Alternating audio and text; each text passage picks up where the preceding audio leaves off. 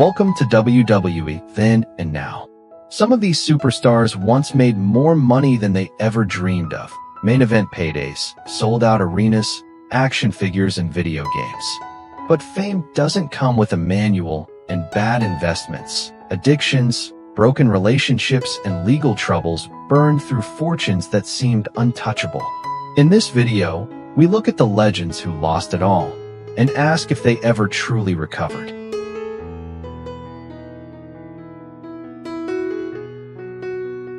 Abdullah the Butcher made money for decades as a blood-soaked attraction worldwide, later entering the WWE Hall of Fame. A costly hepatitis C lawsuit and medical issues reportedly pushed him into bankruptcy, wiping out savings. Now 84, he lives quietly, far from the wild brawls that once paid his bills.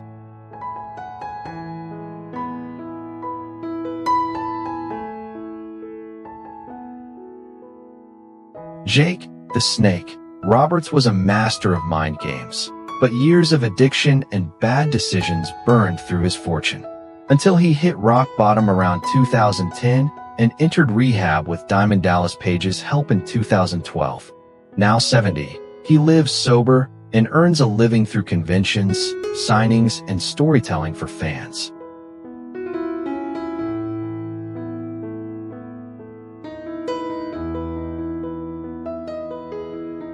Lex Luger went from main event star and big contracts to losing homes, cars, and savings after drugs, legal problems, and a spinal stroke in the early 2000s. At one point, he was nearly paralyzed and broke.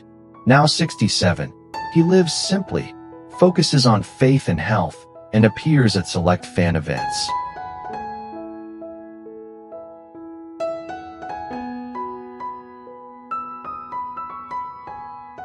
Marty Jannetty shared early fame and paydays with Shawn Michaels and the Rockers, but partying, unstable behavior, and legal trouble wrecked his finances and reputation.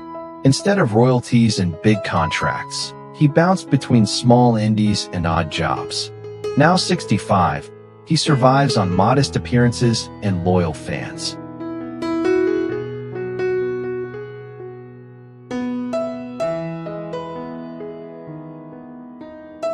Ric Flair earned millions as a world champion, but wild spending, divorces, and tax troubles chewed through much of his fortune by the late 2000s. He's admitted working constantly just to keep up with debt. Now 76, he makes money from appearances, podcasts, and ads, turning survival itself into a brand.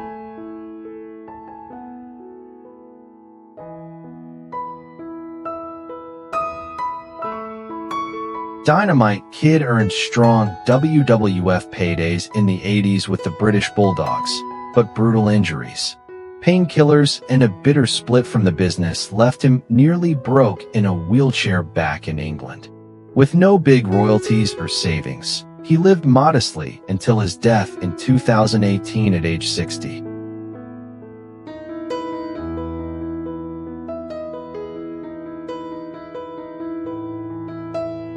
Chyna was a groundbreaking star of the late 90s, earning big WWF money and mainstream attention. After leaving, failed relationships, addiction, adult films, and reality TV appearances couldn't replace that income, and debts piled up. Estranged from WWE and struggling in Los Angeles, she died in 2016 at age 46.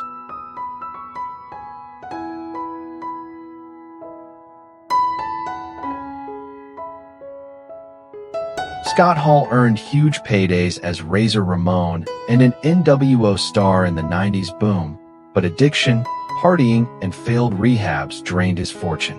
Medical issues piled up while friends and fans helped him stay afloat. He died in 2022 at age 63 after complications from hip surgery.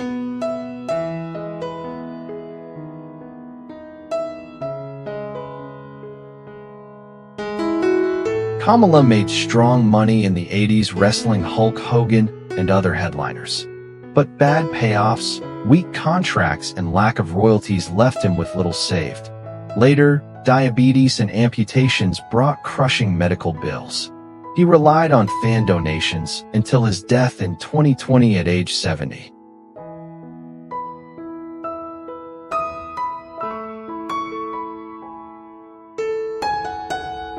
Virgil earned WWF money in the 80s as Ted DiBiase's bodyguard, but low downside deals, poor planning, and health problems wiped out most of it. He spent later years selling autographs at tiny convention tables. Diagnosed with dementia and suffering strokes, he died in 2024 at age 71.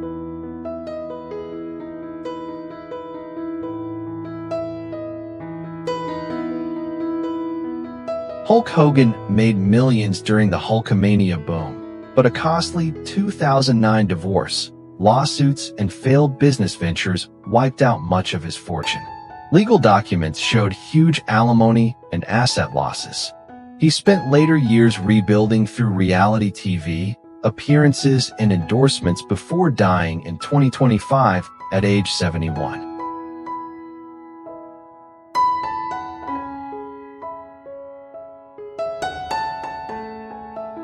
Kurt Angle burned through a huge chunk of his WWE and TNA earnings on painkillers, DUIs, divorces, and legal fees, hitting bottom around the early 2010s. Rehab and a final WWE run helped stabilize him. Now 57, he stays sober, runs a podcast, does endorsements, and lives more carefully with his family.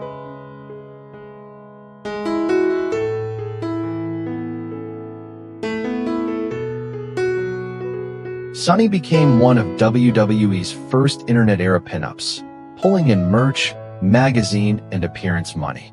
Addiction, DUIs, constant arrests, and legal fees burned through those earnings and scared off employers. Now 52, she is incarcerated on serious charges, her once glamorous fortune replaced by debt, controversy, and regret.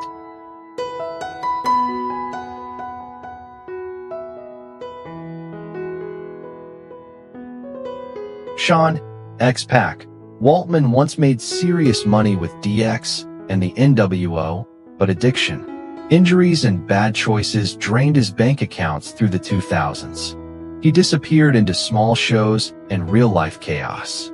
Now 53, he's cleaned up, makes a living from podcasts, appearances, and coaching, and slowly rebuilt his finances.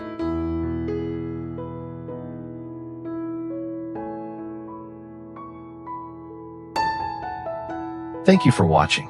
These stories remind us that behind the glitter of pyro, belts, and big entrances are real people who can lose everything just as fast as they earned it. Some found redemption, others never escaped the spiral.